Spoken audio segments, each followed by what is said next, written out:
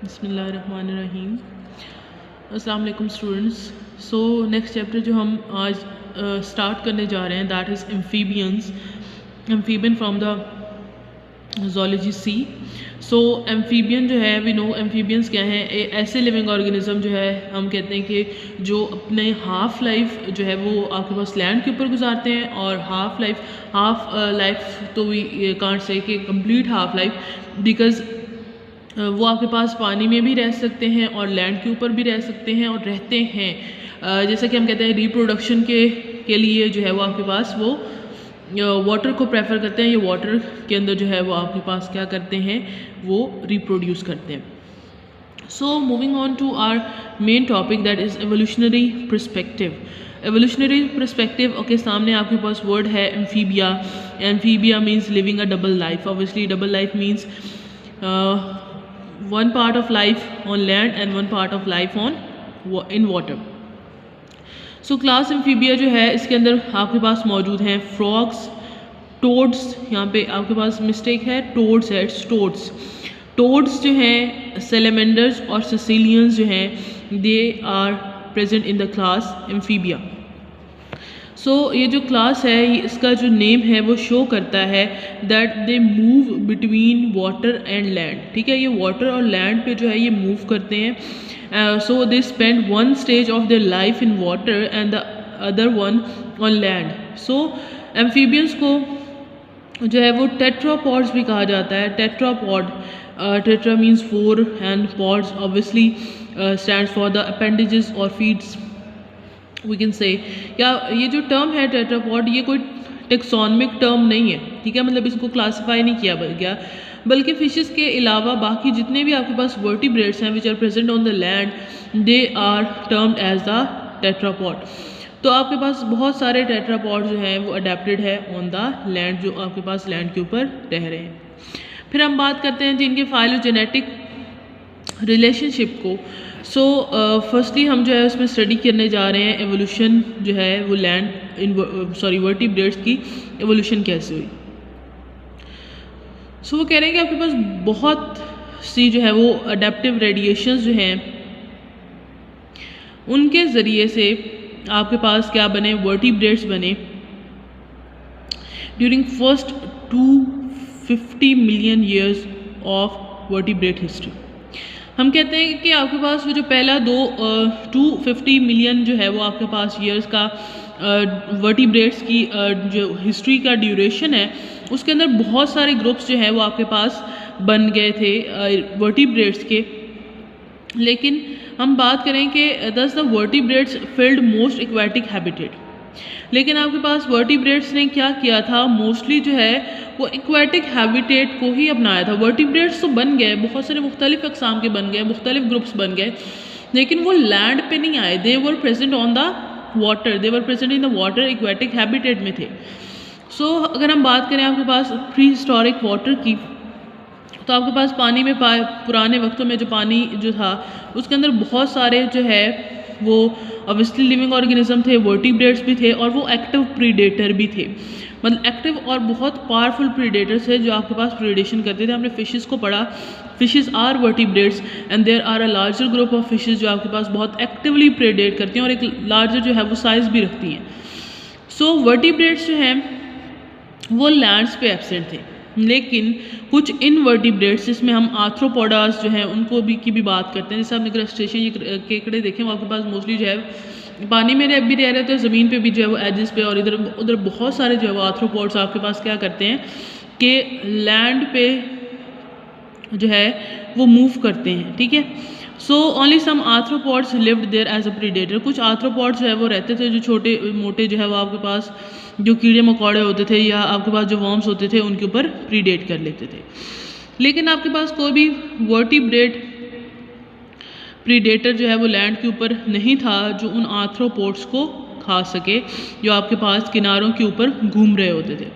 सो अब हुआ क्या, अब मॉडिफिकेशन होना स्टार्ट हुई। कुछ वर्टिब्रेट्स ने जो है वो लंग्स जो है वो आपके पास डेवलप कर लिए अपने बॉडी के अंदर, जिनके ज़रिए से वो ब्रीदिंग कर सकते थे।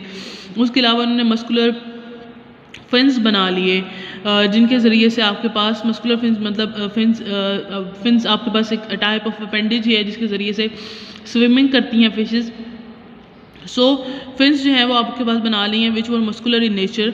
सो उसके अलावा बहुत सारे एनिमल्स अब आपके पास वर्टिब्रेट्स के लिए, या वो एनिमल्स जो आपके पास जिन्होंने लंग्स डेवलप किया मस्कुलर फिन्स किए and they move to the land, तो उनके लिए उन एनिमल्स के लिए जो है वो एक बहुत ही एम्पल फूड मतलब एक लार्जर और एक बहुत जो है वो हम कहते हैं कि रिच जो है वो फूड लैंड के ऊपर मौजूद था in the form of obviously arthropods.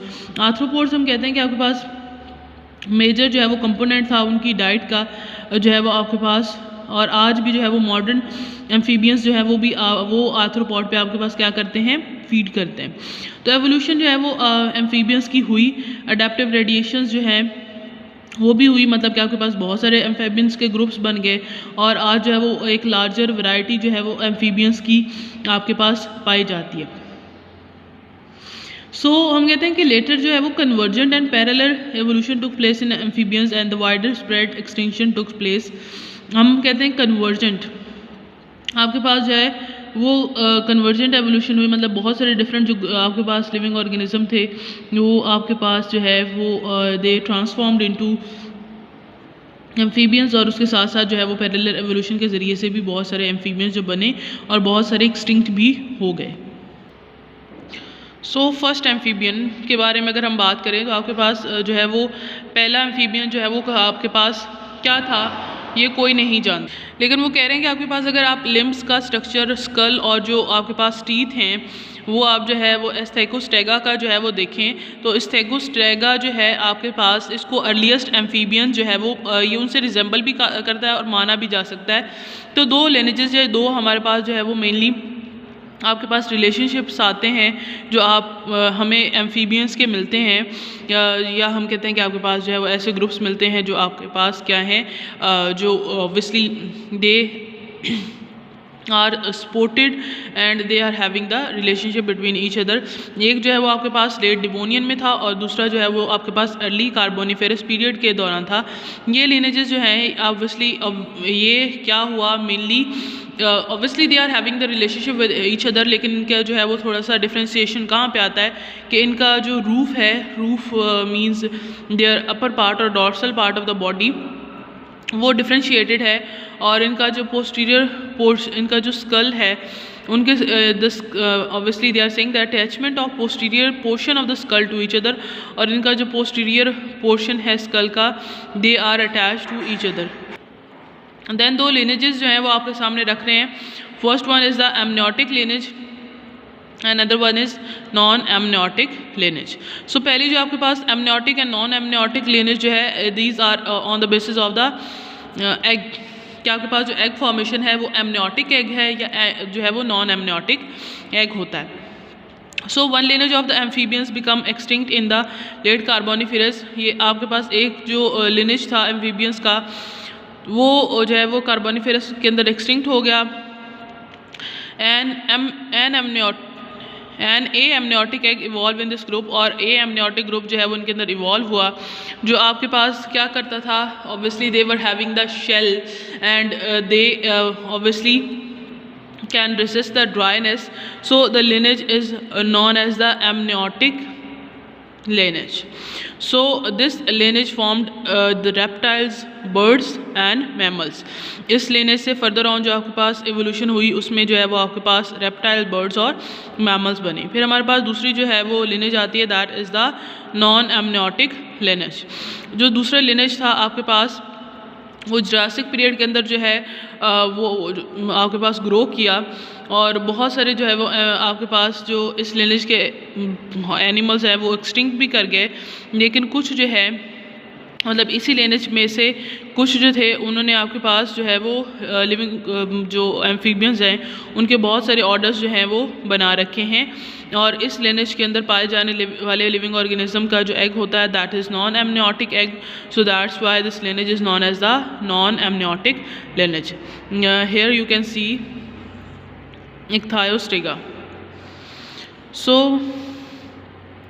यहाँ पे आपके पास जो है वो पूरा एवोल्यूशनरी हाइपोथेसिस गिवन है और ये पूरा का पूरा एक ट्री जो है वो यहाँ पे आपके पास मौजूद है. So hope so you understand. If there will be any question you can ask.